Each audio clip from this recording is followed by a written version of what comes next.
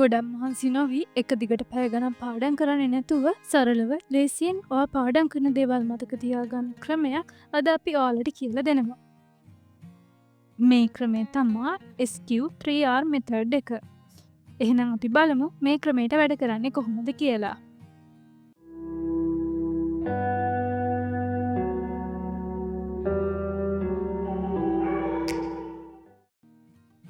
මේ SQ3R ක්‍රමය කියන්නේ ඵලදායී වගේම කාර්යක්ෂම ඔයාගේ පාඩම් වැඩ කරන් යන්න පුළුවන් සරල ක්‍රමයක්.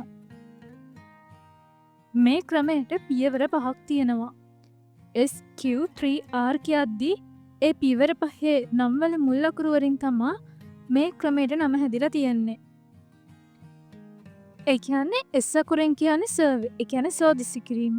Q අකුරෙන් කියන්නේ ක්වෙස්චන්, ඒ කියන්නේ ප්‍රශ්න කිරීම. පළවෙනි R අකුරෙන් කියන්නේ read, ඒ කියන්නේ කියවීම.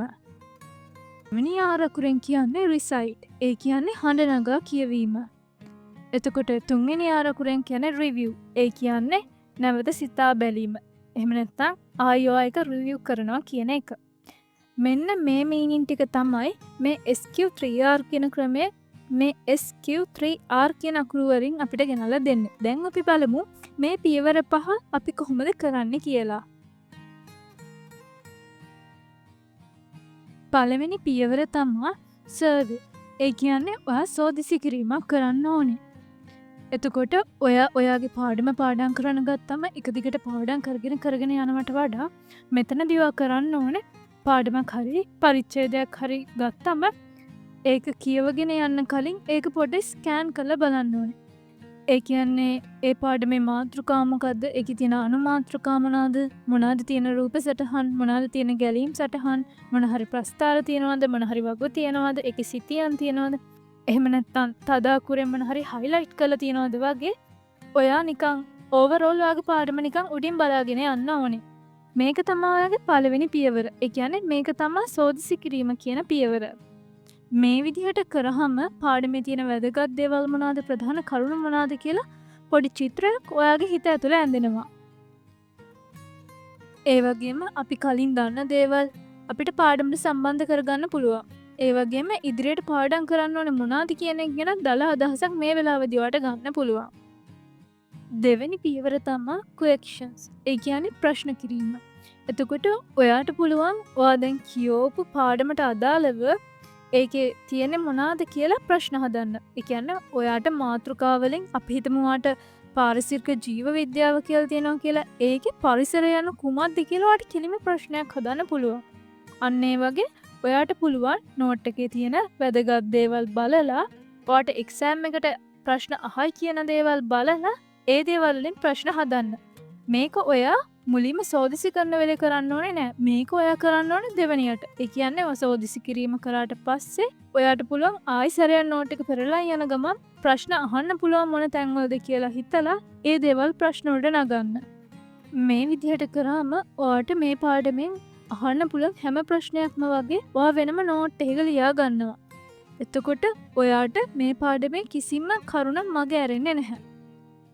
ඒක තමයි මේ දෙවෙනි පියවරේදී වෙන්නේ.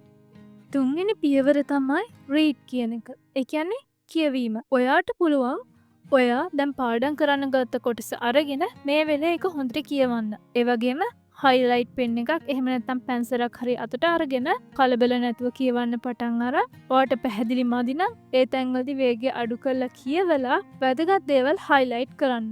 ඒ අතර ඔයා කලින් හදාගත්ත ප්‍රශ්න වලට උත්තර බලා ගන්නත් පුළුවන්. ඒ කියන්නේ මෙන්න මේ මං කලින් මේ වගේ ප්‍රශ්නයක් හැදුවා. එතකොට ඒකට උත්තරය මෙන්න මේ විදිහට එන්න පුළුවන් නේද කියලා උත්තර බලා ගන්න පුළුවන්. හැබැයි ඔයා උත්තර ලියන්න යන්න එපා. ඊළඟ පියවර තමයි recite. එහෙම නැත්නම් හඬ නගා කියවීම කියන්නේ. මෙන්න මේ පියවරේදී ඔයා කරන්න ඕනේ ඔයා කලින් හදාගත්ත ප්‍රශ්න වලට උත්තර හොයන්න ඕනේ. එතනදී ඔයා ශබ්ද නගා ඔයාගේ පාඩම කියවන්න ඕනේ.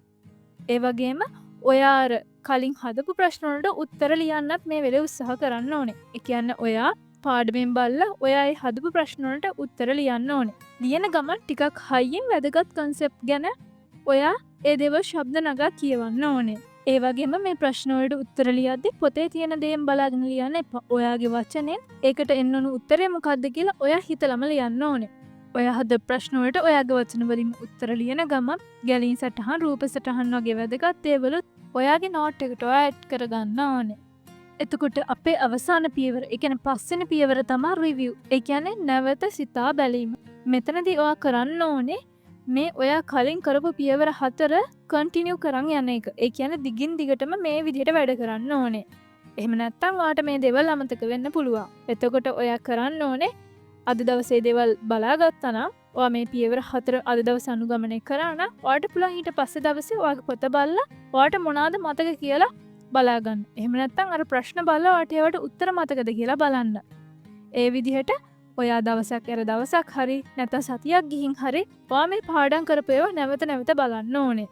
මම පාඩම් කරනවා කියලා හිතාගෙනම කරන්න ඕනේ නෑ. ඔයාට බස් එකේ යන ගමන් එහෙම නැත්නම් ඔයා ක්ලාස් එකකට ගියාම ඔයාට ෆ්‍රී වෙලාවක් හම්බුනාම හරි ඔයාට පුළුවන් ඔයා මේ කරපු දේවල් ආයෙයි බලන්න. ඔයා අර හදාගත්ත ප්‍රශ්න ආයෙයි බලන්න.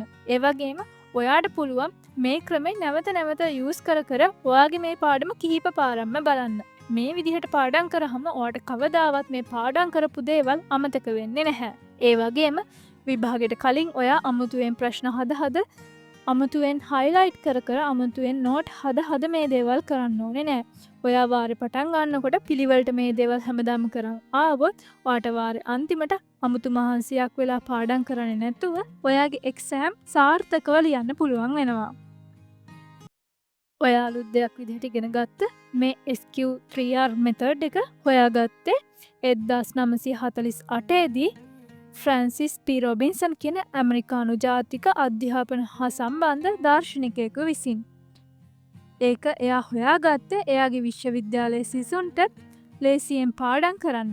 ඒ ක්‍රමේ සාර්ථක වුණ නිසා මේක ලෝකෙ පුරාම ප්‍රසිද්ධ වුණා. මේක ලංකාවේ විශ්වවිද්‍යාලවලත් දැනට භාවිතා වෙනවා. ඔයත් මේ ක්‍රමය අත්හදා බලලා මේ ක්‍රමයට පාඩම් කරලා ඔයාගේ අධ්‍යාපනය සාර්ථක කරගන්න. ඔයා මේ වීඩියෝ එකට කැමති නම් අපේ වීඩියෝ එක ලයික් කරන්න. ඔයාගේ අදහස කමෙන්ට් එකකින් අපිට කියන්න. මේ වීඩියෝ එක ඔයාගේ යාළුවන්ටත් දැනගන්න එයාලා අතර ෂෙයා කරන්න. ආයෙත් දවසක මේ වගේ වටිනා වීඩියෝ එකකින් හමු වෙනතුරු ඔබට සුබ සතියක්.